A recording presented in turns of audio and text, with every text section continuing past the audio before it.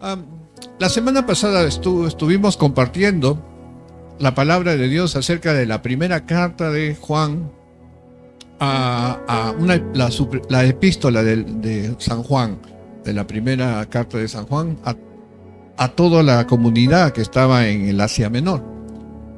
¿Y cuál es el tenor de todo el asunto? El tenor de todo el asunto era porque ya era más o menos en el año 60 al 80, 90, y empezaron a entrar en la iglesia pensamientos, doctrinas diferentes. Entonces empezó a entrar pensamientos, filosofías también a la iglesia, a la cual estaban desviando la sana doctrina. Y cuando digo la sana doctrina, estoy hablando de lo que Jesucristo mismo enseñó. Y recuerden que si vamos a Primera de Juan, por favor, pero capítulo 1, verso 1 y 2, podemos por un instante pasar. Miren lo que decía, lo que era desde el principio.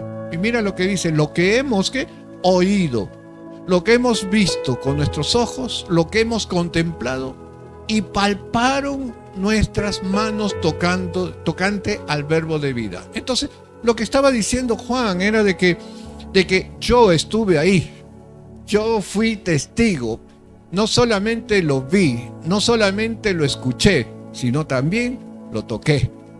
¿Por qué decía esto? Porque habían dos corrientes que estaban ingresando. Una era de los agnósticos, que recién por esa época, tome cuenta de esto, recién estaba empezando, digamos, la formación de los agnósticos en esa época. No es de esta época los agnósticos, sino recién empezaba de la época del año 90 después de Cristo. Y decían de que la carne, ¿no?, la materia es pecaminosa, que es deficiente, y que por lo tanto Jesús no debió ser el Hijo de Dios, ¿no? De repente sí, un buen espíritu tenía, porque era el Espíritu de Dios, y lo recibió justamente cuando vino la paloma en su hombro cuando se bautizó. Entonces, esas distorsiones empezaron a ver. La otra era de los docetistas, que ellos decían de que Jesucristo no había venido como hombre, sino simplemente era digamos, como una imagen que no sentía, no era materia, y por lo tanto ellos decían de que no había tenido sufrimiento, que por lo tanto no murió incluso, y que cuando estuvo en la cruz no sufrió absolutamente nada. Entonces esos pensamientos estaban entrando, esas doctrinas estaban entrando en la iglesia de ese entonces. Y no pierdan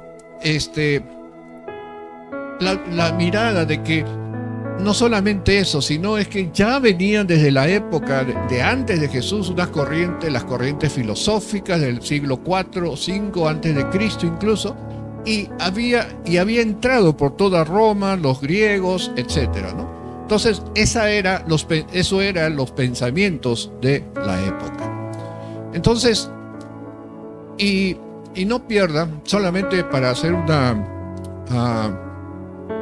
pequeño ejemplo, ¿no? En el año 300 después de Cristo, cuando Constantino, ¿no?, aceptó a la iglesia de Jesucristo y se formó la iglesia católica ya de una manera, digamos, legal, entre comillas, ¿no? Después de eso empezaron a entrar a la iglesia muchas ideas, muchos pensamientos, muchas tradiciones, y ahí es donde empezó a desviarse completamente la doctrina original de nuestro Señor. Ok. Entonces, la preocupación, una vez más, era de no perder la sana doctrina. Entonces, sin seguir mucho, hoy vamos a hablar acerca de que Dios, Jesucristo, es luz. Dios es luz. Y empezamos con el verso 5, que habla, que acabamos de leer, que dice, el cual dice, este es el mensaje que hemos oído de él, una vez más, ratificando y redundando. Y os anunciamos, lo escuchamos y se los decimos, ¿no? Dios es luz y no hay tinieblas en él. Vamos a orar. Bendito Dios y Padre Celestial, te damos gracias por esta tu palabra. Señor, sé tú, Señor, hablando a través mío, Señor. Usa tus palabras, mas no la mía. Gracias te doy. Ayúdame, te pido, para poder llenar y llegar a los corazones de aquellos que nos escuchan. A ti sea toda gloria. En el nombre de Jesucristo, nuestro Señor. Amén. Entonces, cuando decimos el verso 5, dice, este es el mensaje que hemos oído. Algo redundante, pero tenía que ser así. Redundante para poder entender que no era una palabra de filosofía, no era una palabra de una corriente, sino era de Jesucristo mismo, Jesucristo hecho hombre, que él mismo había palpado, que había visto y oído, que estaba dando este mensaje. ¿Y cuál era el mensaje? El mensaje era que Dios es luz. Dios es luz. Ahora, hablamos hace un momento de que habían corrientes, ¿cierto? Y estas corrientes incluso podían, no hay mucha evidencia de lo que voy a decir, pero yo supongo con esos pensamientos filosóficos podían haber dicho, Dios es luz. Pero en Génesis capítulo 1, verso 2 o 3 dice, y Dios dijo, hágase la luz. Oh, podemos decir entonces, Dios se hizo a sí mismo. Y si el Hijo del Hombre es luz, o sea, Jesucristo, entonces en ese momento Dios creó a Jesucristo. ¿Se dan cuenta cómo esos pensamientos filosofales podían o estaban entrando en la iglesia, y como ahora estamos racionalizando esas ideas, podemos desviar la sana doctrina? Porque eso no es lo que estaba diciendo San Juan en esta parte. Lo que estaba diciendo era la naturaleza de Dios. Y qué mejor que el mismo Jesucristo cuando dijo, yo soy la luz del mundo, en Juan capítulo 8, verso 12, por favor. Capítulo 8, verso 12 de San Juan, dice, otra vez Jesús les habló diciendo, yo soy la luz del mundo. El que me sigue no andará en tinieblas, sino que tendrá la luz de la vida. Ok, volvamos atrás. En la cual Dios es luz. Para poder demostrar la naturaleza de Dios y poder entender nosotros, tenía que tomarse una referencia. Y lo que nosotros conocemos, por ejemplo, entre otras cosas, es la luz. Ahora, yo recuerdo, hace muchos años, mi padre fue fotógrafo profesional. Y él manejaba mucho los ángulos, manejaba mucho y conocía mucho sobre lo que era la luz. Pero ¿qué cosa es la luz? La luz simple y llanamente es una onda electromagnética.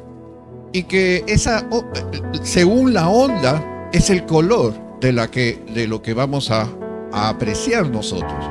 Cuando la onda es grande, es el color rojo. Y cuando la onda es pequeñita, es un color lila, ¿no? O violeta. Entonces, todas esas cosas tiene que saber un fotógrafo. ¿Para qué? Para iluminar y ver cuántos grados Kelvin debe de tener una iluminación. Ahora, aparte de eso, mi padre me enseñó a mí acerca de cómo colocar las luces para tomar una fotografía. Y normalmente lo que se hacía era poner una luz abajo de 500 watts aproximadamente en esa época, otro un poco más arriba, pero resultaba algo, y quiero que vayan tomando nota, que cuando venía esa luz se formaba unas sombras atrás producto de esa luz. Entonces decía él, ¿y cómo crees, me preguntaba, que se puede matar esas sombras? Y la respuesta es poniendo unas luces arriba, como la que tenemos acá, la lámpara aquí arriba. Mataba esas sombras que estaban a los costados, pero se originaban otras. ¿En dónde? Abajo, en el suelo. Pero el tema, ahí no había inconveniente porque la fotografía no iban a salir las sombras que estaban en el suelo. Entonces se tomaban unas buenas fotos, aparte de que había que ponerla a diferentes distancias también para evitar de que haya sombras en la nariz, debajo de la nariz, debajo del mentón. Y muchos detalles más que podríamos pasarnos de repente casi toda la mañana hablando sobre eso. Pero el que es fotógrafo es detallista en todo eso. Entonces, pero esa luz, ¿qué hace? Iluminar. Esa luz hace aclarar. Y lo que estaba diciendo de que Dios es luz, ¿por qué? Porque su carácter es puro, pero su carácter es de pureza absoluta. Puedes imaginarte tú estar parado con muchos reflectores para que no haya sombra, tu sombra no se produzca. ¿Cómo sería? Por todos lados, ¿cierto? Incluso hasta de abajo hacia arriba, para que todas las sombras posibles estén muertas, como se dice, o maten las sombras, como dice la profesión. Entonces, la luz de Dios es así. En esa luz es el sinónimo de pureza. Esa luz es sinónimo de verdad. Esa luz es sinónimo de santidad. Esa luz es sinónimo de ausencia de cualquier maldad, falsedad o oscuridad. Y ahora, una vez más, si Dios es luz, ¿el Hijo de Dios qué es? Luz. También es luz. Por eso que decimos, o mejor dicho, Jesucristo dijo en el verso 8 que leímos, yo soy la luz del mundo. No solamente es Dios, sino Él es la luz del mundo. Y qué importante de que Él es la luz del mundo, y esa luz, ¿no? Esa luz atraviesa toda persona. Porque esa luz no solamente te ilumina tu persona, sino ilumina tu corazón, ilumina tu alma para transformarla, para cambiarla. Porque todo aquel que está en Cristo, o sea, la luz, ¿qué es? Es nueva criatura. Él borra absolutamente todos nuestros pecados. Él limpia todos nuestros pecados. Porque Él es la luz eterna. Él es la luz de vida. Y el que anda con Cristo y en Cristo, dice, no andará en tinieblas. No andará en tinieblas, sino andará y tendrá luz de vida. Porque Jesucristo es vida. Jesucristo es vida. Él dio la vida y también dio su propia vida. Y no porque se la quitaron, como dicen las Escrituras, sino porque Él la entregó por ti y por mí. Pero también tuvo el mandamiento de Dios Padre de poderla tomar cuando Él quisiera. Sigamos. Y cuando dice la palabra de Dios y no hay ninguna tinieblas en Él, lo que está diciendo es que no hay penumbra, porque la palabra tiniebla en griego es escotía. Es escotía, y escotía está hablando de penumbra. Cuando tenemos un eclipse, ¿no? El eclipse se forma por la luna, que se interpone y da dos haces de sombras. Una, la que es el eclipse total, o sea, la tiniebla completa, y a los costados la penumbra. Y de eso se trata, de que en Dios no hay un atisbo de penumbra, porque Él es la luz admirable, Él es la luz pura, y en Él no hay pecado. La absoluta distinción entre Dios y todo lo contrario que pueda haber en Él está establecido en esto, de que Dios es luz. ¿Cuántos pueden decir amén? Y cuando dice de que no hay tinieblas, está hablando acerca de que no hay pecado en Él. No existe pecado. No camina en pecado, como los agnósticos querían decir, de que porque es carne, porque es materia, por lo tanto también tiene pecado. No. Jesucristo caminó, fue el Cordero de Dios que quitó el pecado del mundo y quita el pecado del mundo. Él se entregó como un Cordero santo, inmolado, que fue tentado en todo, mas sin pecado. William Berkeley, uno de los mejores comentaristas del siglo pasado, decía de que este es el mensaje principal, que no solamente es una declaración teológica, ni una declaración abstracta, sino una verdad profunda sobre la naturaleza de Dios y por ende de Jesucristo. Y añade que aquellos que dicen conocerlo deben andar en luz y no en tinieblas. Gloria sea al Señor.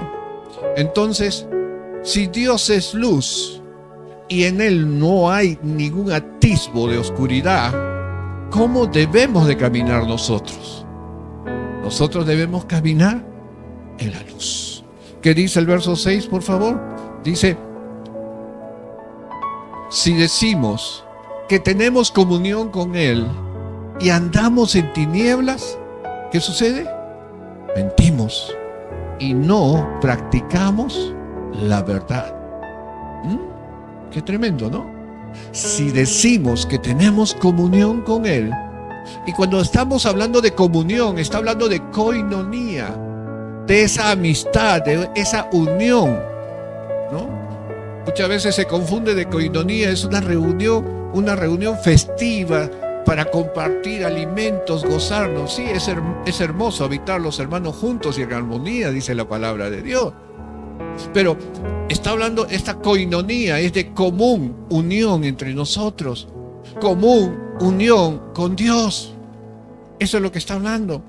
Y dice que si decimos que tenemos comunión con Él y andamos en tinieblas, mentimos y no practicamos la verdad.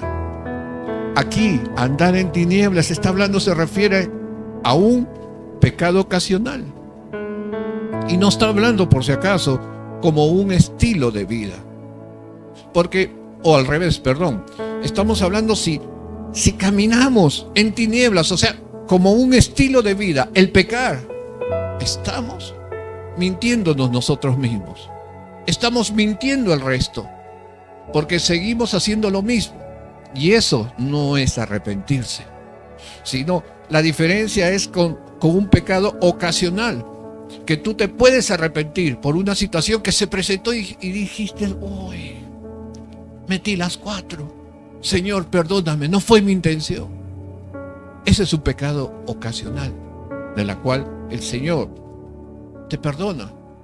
Cuando no es una regla de vida tuya, que haces el mismo pecado una, otra y otra vez. Mientes y vuelves a mentir. Tal vez por quedar bien, tal vez por no estar involucrado, o tal vez por ponle tú la etiqueta que quieras. Pero mentir para Dios es tan igual como asesinar o matar. Para Dios todo es igual. Pero si nosotros decimos que andamos en luz y no la practicamos, nos estamos mintiendo nosotros mismos. Mira, en primera de Juan, capítulo 5, si no me equivoco, verso 8, dice, si decimos, capítulo 1, verso 8, perdón. Dice, si decimos que no tenemos pecado, ¿qué cosa? Nos engañamos a nosotros mismos. ¡Wow! Nos engañamos a nosotros mismos y la verdad no está en nosotros. Y cuando decimos de que no tenemos pecado, sino que estoy en coinonía con Dios, aleluya, gloria a Dios, estamos mintiéndonos nosotros mismos. Estamos engañándonos a nosotros mismos. Eso es lo que estamos diciendo cuando decimos que estamos con el Señor. Ahora, te pregunto, ¿aborreces la luz? ¿Aborreces que todo salga a la luz? Mira lo que dice San Juan capítulo 3, verso 20, dice, porque todo aquel que hace lo malo aborrece la luz.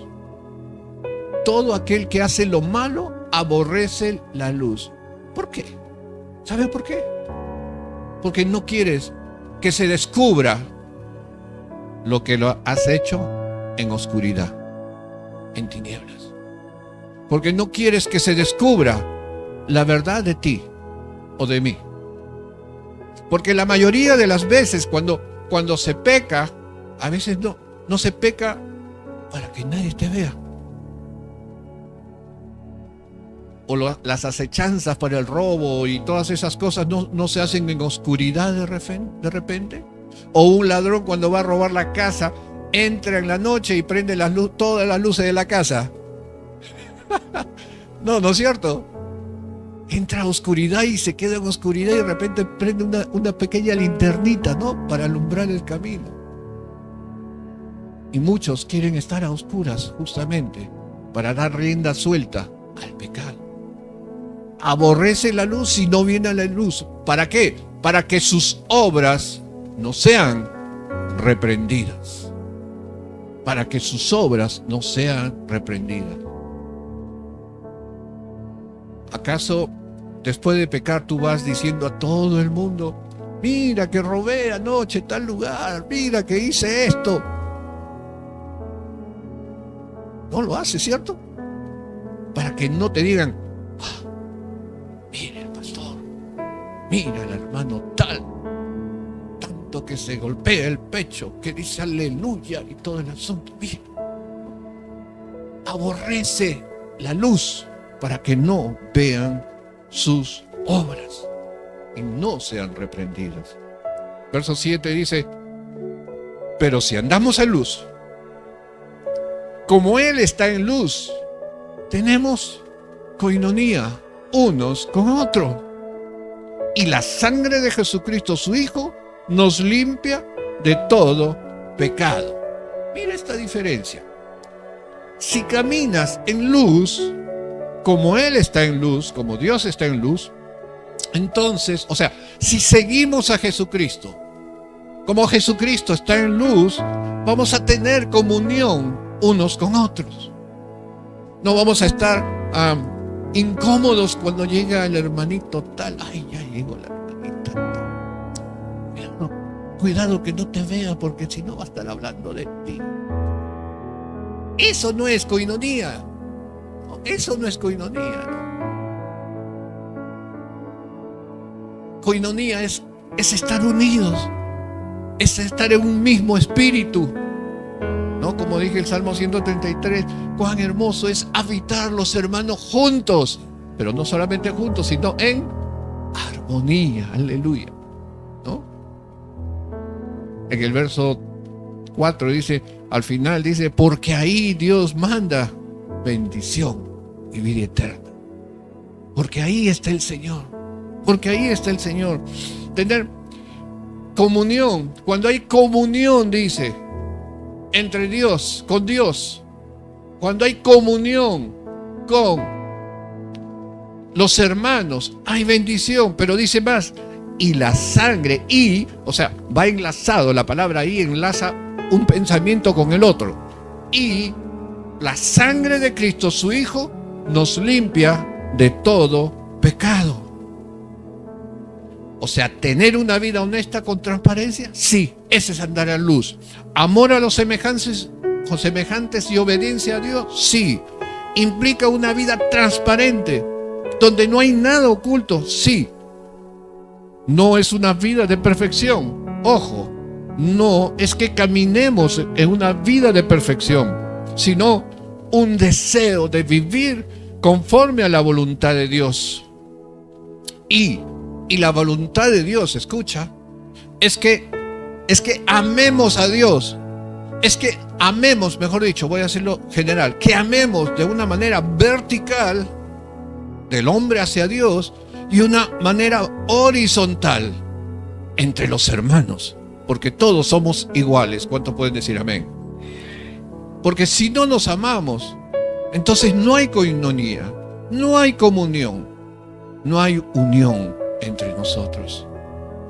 Entonces, esto es lo que el hombre o Dios quiere para el hombre, que así amemos, que nos amemos unos a otros, así como a nosotros mismos. Entonces, pero yo quiero que notes en el verso 7 al final, dice, y la sangre de Jesucristo, su Hijo, nos limpia de todo. O sea, ¿qué significa? Que aún caminando o tratando de caminar en la luz, vas a seguir pecando, vamos a seguir pecando, sí, pero ya de manera ocasional, como dije hace un momento, no como un estilo de vida, porque vamos a tratar de caminar de lo mejor posible, y la sangre de Jesucristo nos limpia de todo pecado. En el capítulo 2, verso 1, que después lo vamos a ver, dice, hijitos míos, si habéis pecado, ¿qué dice? Ian, pon capítulo 2, verso 1, por favor. Sí. Abogado justo tenemos. A ver si lo puedes poner por un momento. Yo sé que no está ahí. Hijitos míos, estas cosas os escribo. Recuerda que les dije que por qué escribía Juan 9 veces, dice, estas cosas os escribo para que no pequéis. Y si alguno hubiere pecado, estamos hablando del pecado ocasional, no como un estilo de vida. Abogado tenemos para con el Padre, a Jesucristo, el justo. Por eso el Señor murió por nuestros pecados. Sigamos, gracias. Entonces, eso es lo que es andar en luz. Ahora, San Juan capítulo 3, verso 21, dice, mas el que practica la verdad viene a la luz, para que sea manifiesta que sus obras son hechas de Dios. ¡Wow! El que practica la verdad viene a la luz. Y cuando vienes a la luz, te irradias de esa luz. Mateo 5:14 le dijo a los discípulos el Señor, dijo, vosotros sois la luz. ¿Se acuerdan? Y el Señor nos habla a nosotros que vosotros sois la luz del mundo. Ahí lo tienen. Una ciudad sentada sobre un monte no se puede esconder. Porque cuando tú eres luz, todo el mundo te va a mirar. Todo el mundo te va a admirar. Y los que les gusta la oscuridad, te van a odiar. Esa va a ser la diferencia. Pero tú te vas a hacer notar. Tú vas a hacerte ver porque eres la luz. Y tu luz, esa luz de Jesucristo, va a iluminar a muchos de los que están necesitando y que están en tinieblas. Para que se abran la luz, para que tú le muestres el camino. De la misma manera como Jesucristo nos mostró el camino, tú vas a mostrar el camino para la gloria de Dios. Amén. Amén. Hermanos, de la misma manera como el sol irradia la luna y refleja esa luz en la oscuridad. De la misma manera, nosotros vamos a irradiar esa luz que es del Señor, una luz sin pecado, una luz que rompe toda tiniebla para la gloria de Él. ¿Cuántos dicen amén? Y esta es la revelación, hermanos, que la sangre, cuando estemos así, la sangre de Jesucristo, su Hijo, nos limpia. Y quiero también redundar en algo más. Cuando dice la sangre de Jesucristo nos limpia, en el verso 7, ¿no? Ay, se me fue. Dice, la palabra limpia está en presente. No dice nos limpiará en el futuro, no nos dice nos limpió, sino nos limpia. Es un aorismo que en todo momento nos va a limpiar el Señor. Porque como dije hace un momento, porque vamos a seguir caminando en este mundo. Y el Señor dijo, sean santos porque yo soy santo. No dijo, sean perfectos como yo soy perfecto. Pero caminen en la luz. Y caminando en la luz, el Señor nos limpiará de todo error que podamos tener. ¿Cuántos pueden decir amén? Amén. Gloria sea al Señor. Entonces, Juan capítulo 3, verso 36, mira lo que nos dice. Y quiero ir concluyendo.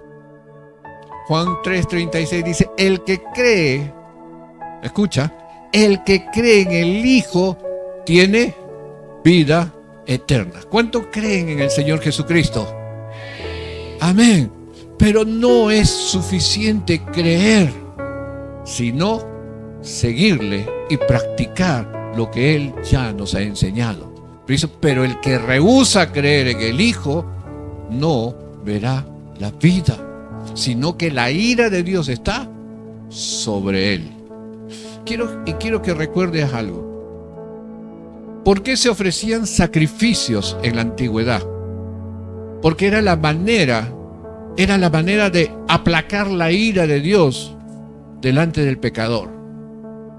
Y sucedía muchas veces de que, terminado de hacer el sacrificio, este hombre o esta mujer salía del templo después del sacrificio, según la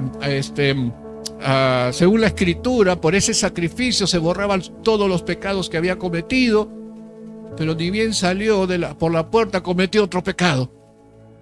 Ya no podía limpiarse de ese pecado hasta el siguiente año. 365 días cargando ese pecado. Y la ira de Dios estaba sobre a él.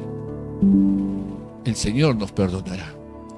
Y la ira de Dios ya no estará sobre nosotros, sino que la ira de Dios estará sobre aquel que no cree, no sigue y no se comporta como Dios quiere. ¿Cuántos dicen amén?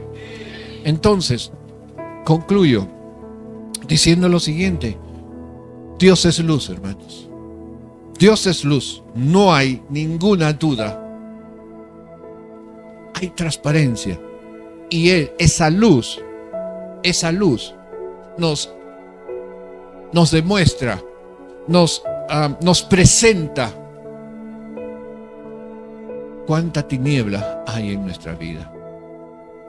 Dios, esta es una llamada de integridad a la vida cristiana. Esta es una llamada de corrección. No podemos afirmar que tenemos una buena relación con Dios si vivimos en oscuridad y no caminamos en luz. Andar en luz es un compromiso activo con la verdad y la obediencia, que nos hace conscientes de nuestros pecados. Esta conciencia no lleva a la desesperación, sino a la confianza en la obra continua de la sangre de Cristo en nuestras vidas para la purificación. Lo que realmente eso permite una verdadera comunión con Dios y con los demás creyentes. Hermanos, Dios es luz. Dios es luz. y Él quiere mostrarte el camino. Jesucristo dijo: yo soy el camino, la verdad y la vida. Nadie llega al Padre si no es a través de Él. Y realmente, como dice el Salmo, lámpara es a mis pies tus palabras y lumbrera mi caminar. Jesucristo es esa lumbrera. Jesucristo es esa lámpara que nos señala el camino, que nos muestra el camino para que sigamos adelante y que seamos agradables a Dios. No está diciendo una vez más que seamos perfectos, dice que seamos santos. Y la palabra santo es apartado para Dios, pero también significa en griego que seas diferente. Estaba recordando hace un momento que santo se le decía a cualquier, por ejemplo, cualquier edificio diferente en la población. Todas las casas eran de un primer piso y este edificio era de 3, le decían santo. No es que sea algo santificado, sino lo que estaba diciendo es que era algo diferente de toda la población. Y en ese sentido, quiero que entiendas, cuando el Señor nos dice: sé santo, sé diferente, sé apartado para Dios, para la gloria de Él. ¿Cuánto pueden decir amén?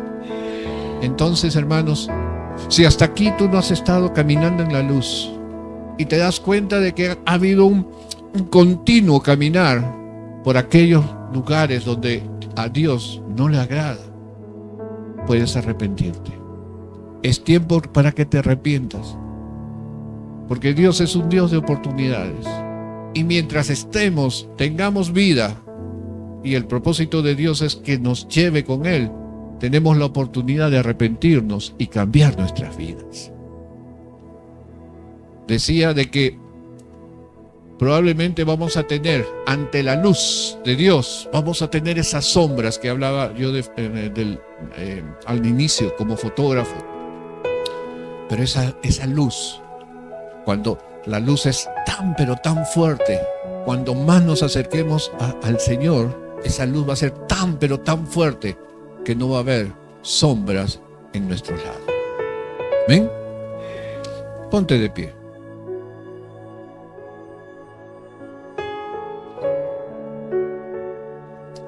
Y vamos a orar. Y decirle al Señor: Señor, reconozco, Señor, que hasta aquí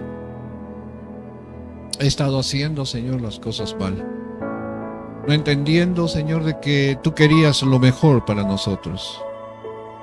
Hoy tú, Señor, nos has hablado que quieres que caminemos en luz, no en tinieblas, sino que caminemos en la luz y estemos cerca de ti, Señor, reflejando lo que tú nos has enseñado, reflejando tu ser, mi buen Señor.